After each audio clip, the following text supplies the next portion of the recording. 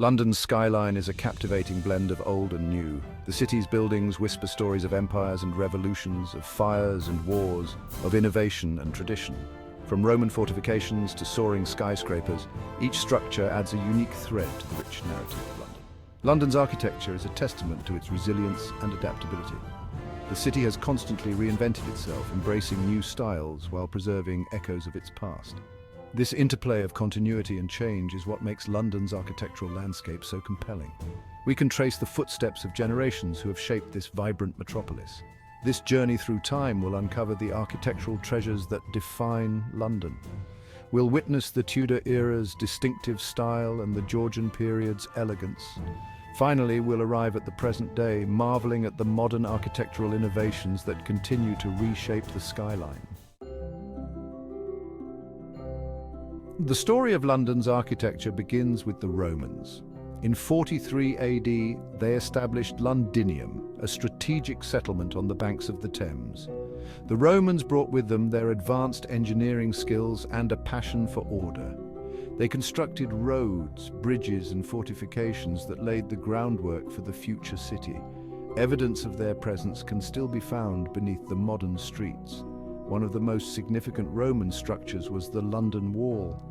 Fragments of the wall remain scattered throughout London, serving as tangible reminders of the Roman era.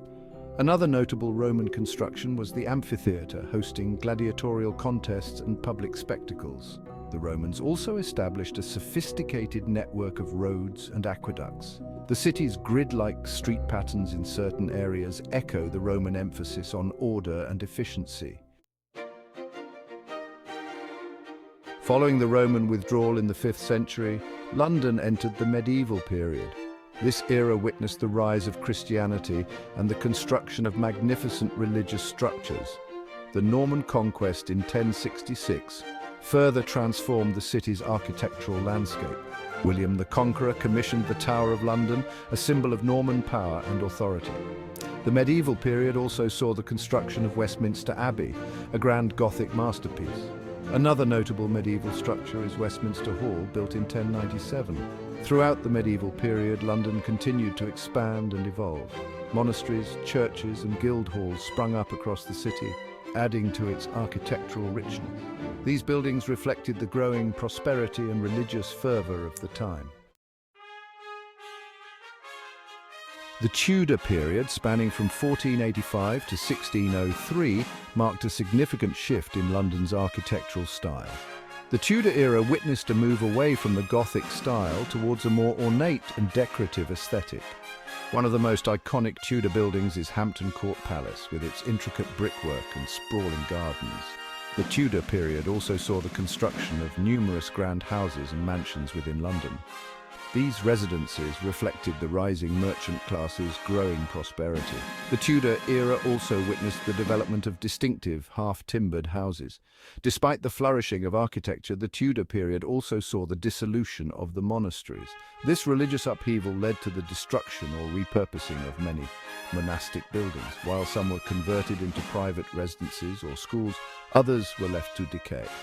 This loss of architectural heritage marked a significant turning point in London's history.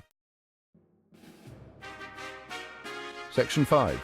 Wren's legacy rising from the ashes. The Great Fire of London in 1666 devastated the city, destroying a vast swathe of medieval buildings. From the ashes of destruction emerged a new vision for London, spearheaded by the brilliant architect Sir Christopher Wren. Wren's most iconic creation is St. Paul's Cathedral. This majestic masterpiece, with its soaring dome and intricate detailing, stands as a symbol of London's resilience and rebirth. In addition to St. Paul's, Wren designed numerous other churches across London. These elegant structures, with their classical proportions and graceful spires, replaced the medieval churches lost in the fire. Wren's influence extended beyond religious buildings. He also designed several important civic structures, including the Royal Observatory at Greenwich and the Monument to the Great Fire. Wren's vision for London extended beyond individual buildings. He also developed a comprehensive plan for the city's reconstruction. This plan, although never fully realized, aimed to create a more orderly and efficient urban environment. Wren's foresight and attention to detail laid the groundwork for London's future development. His legacy continues to inspire. Wren's contributions shaped the city's identity. Section 6. Georgian grandeur, elegance and order. The Georgian era, spanning from 1714 to 1830, witnessed a period of elegant refinement in London's architecture.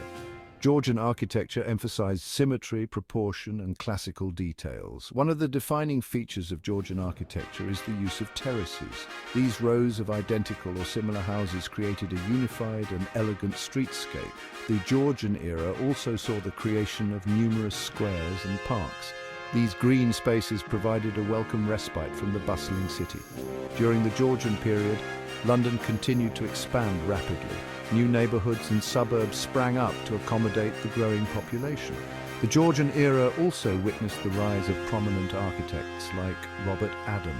Adam's neoclassical designs became highly influential. His work exemplified the Georgian aesthetic, shaping the look and feel of London's streets and squares. Section 7. Victorian Visions, Gothic Revival and Industrial Might. The Victorian era, spanning from 1837 to 1901, marked a period of dramatic transformation in London's architecture. The Industrial Revolution fueled rapid population growth and economic expansion. The Victorian era saw the revival of Gothic architecture. The Houses of Parliament, designed by Charles Barry and Augustus Pugin, exemplified the Victorian Gothic revival. The Victorian era also witnessed the rise of new building materials and technologies. The use of cast iron and steel allowed for the construction of larger and more elaborate structures. The Crystal Palace, built for the Great Exhibition of 1851, showcased the potential of these new materials. The Victorian era also saw the expansion of London's infrastructure. The Tower Bridge, with its iconic twin towers and bascules, is a testament to Victorian engineering ingenuity. Section 8. Scars of War, Seeds of Change, Post-War Reconstruction. The Second World War left a lasting impact on London's architectural landscape. The Blitz caused widespread destruction across the city. The post-war period presented a daunting challenge, rebuilding a city ravaged by conflict. The post-war era saw the rise of modernist architecture. This style, characterized by its clean lines, functional designs, and emphasis on simplicity, became popular for public buildings, housing projects, and commercial developments. The Royal Festival Hall, built for the Festival of Britain in 1951, exemplified the modernist aesthetic. The post-war reconstruction also involved the creation of new towns and suburbs. These developments aimed to alleviate overcrowding in the city centre and provide affordable housing for the growing population. The post-war period also witnessed the preservation of historic buildings and areas.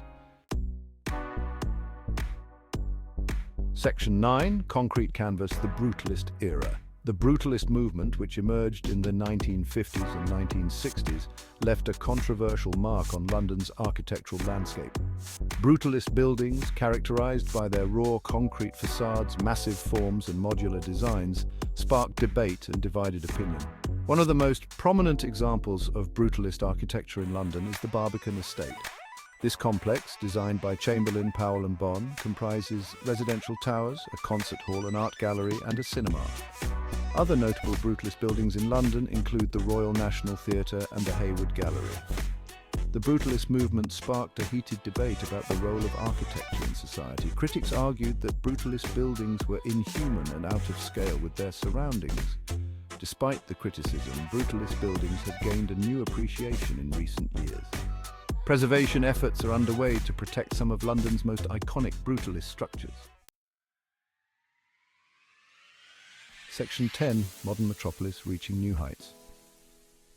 London's architectural landscape continues to evolve in the 21st century. The city has embraced new technologies and materials, resulting in a wave of innovative and striking buildings.